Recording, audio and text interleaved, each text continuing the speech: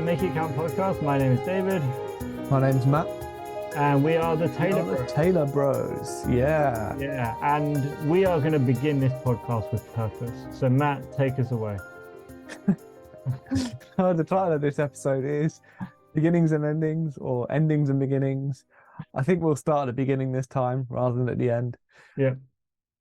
It's the last episode of the year, 2023, in case you'd not tracked which year you're in, or you're listening far into the future, which, if that's the case, hello, future people. And more impressively, if you're listening far into the past, let us know how you've done that. Yeah, hello, past people.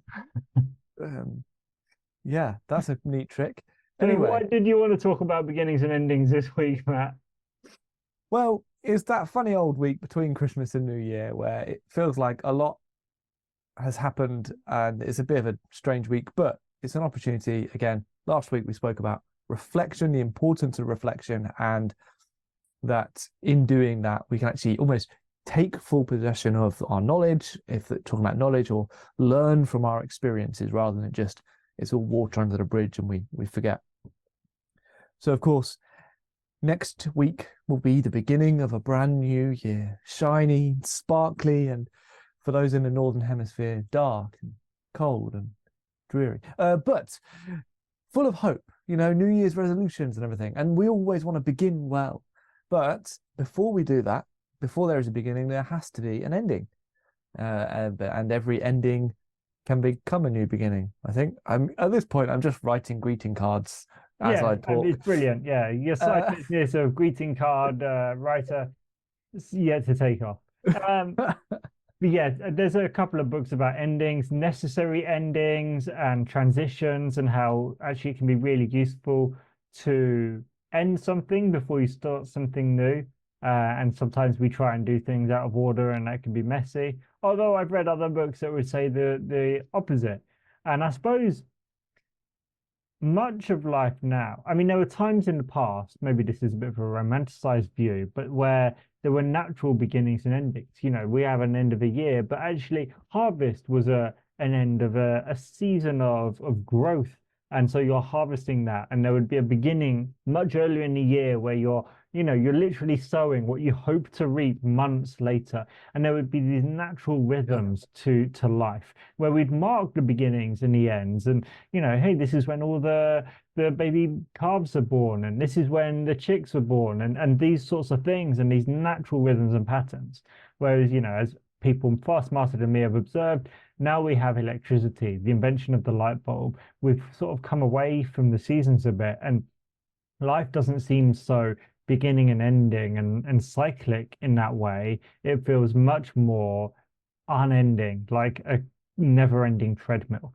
And so there's maybe something lost when we don't mark those moments, those transitions, those beginnings and endings. And many of us notice it's an end of a new year. Great, big party. It's the beginning of a new year. They put a few resolutions down. That maybe is the extent to it.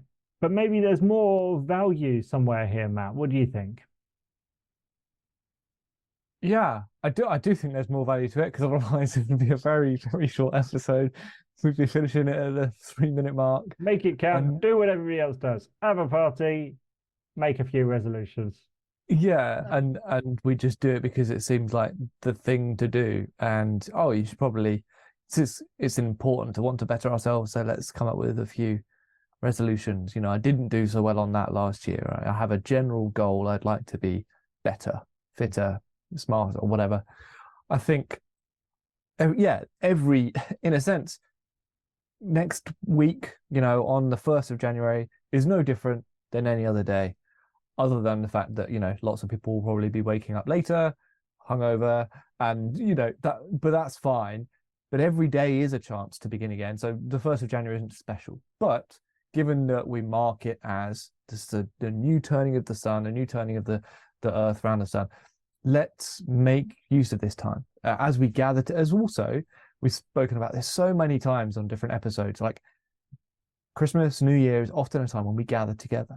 And so it's an opportunity not just to think, okay, how was my year? Like, how can I end my year well? How can I begin my year better? It's how can we end our year well? How can we begin our year well together. And so there's an opportunity of an ending together and a beginning of something new. And a habit or a rhythm that we've been doing for a number of years now is kind of a word for the year. And I know Dan and Susie over in the States, they love doing their word of the year and actually make one together as a couple. And I think that's, again, a perfect example of, oh, wonderful. How can we celebrate what the year looked like for us this year, maybe through the lens of that word or just through some reflections? And how can we enter into a intentional new beginning this year, which might indeed mean we're not just looking at endings in terms of, okay, this year's passed and it's gone, but like, if I want to begin something new, maybe I have to end something else first. If I want to start a new vocation, I might have to end my current occupation. I might have to end my current job in order to do that, or whatever it is.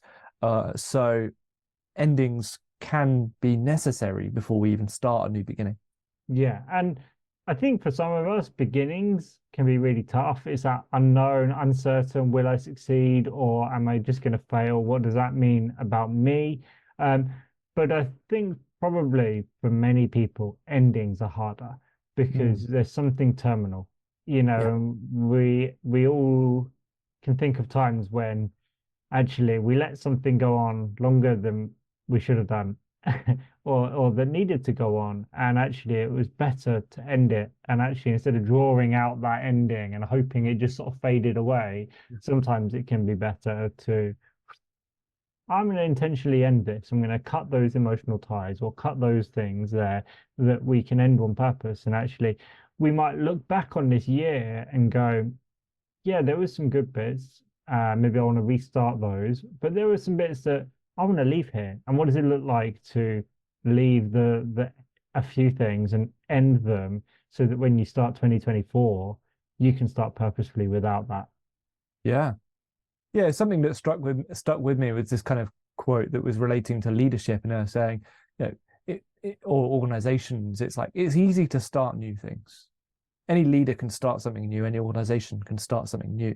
It takes real leadership to stop something that's been going a long time and is past its due date. You know, it takes, or the hardest thing to do as a gardener is to uproot a mature tree. You know, because it's sunk its roots in deep. It's interweaved through the whole garden almost. You know, it's the same thing with a program in an organization or some kind of habit in your family. You know, that's been going for. Actually, maybe that tradition is past, or you know, maybe that unintentional habit that we've just got into is past its due, but because it's so ingrained, it's going to take some effort to dig it out. But that takes real leadership, real intentional. It's not going to happen on its own. You're not going to drift into, you know, that tree just uprooted itself. That's nice, you know.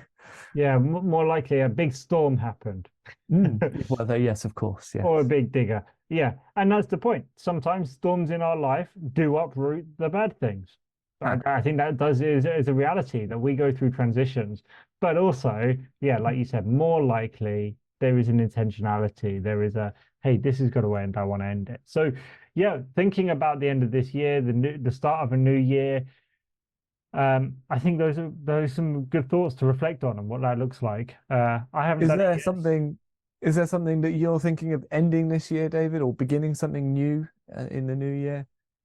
Well, now I'm being a trainer, training to be a teacher, it feels like the academic year is more aligned with where I am. Like I feel like I'm in the middle of a journey. I'm training. I've done, 2.5, 3 months of training. I've still got, 5-ish probably months, 6 probably still to go.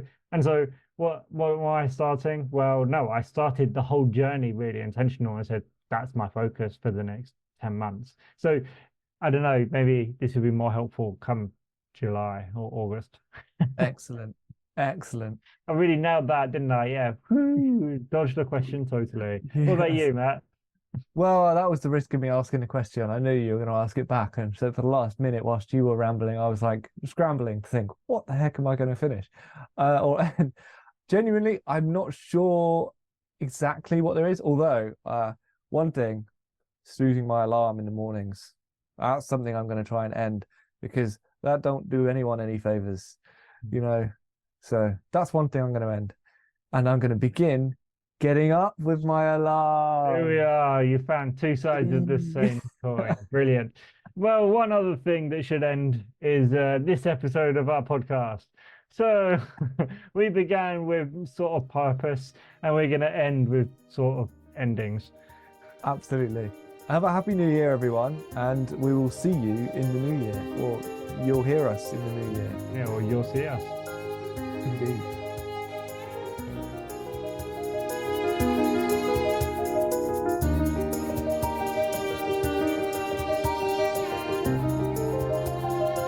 Make it count, do what everybody else does. Have a party, make a few resolutions.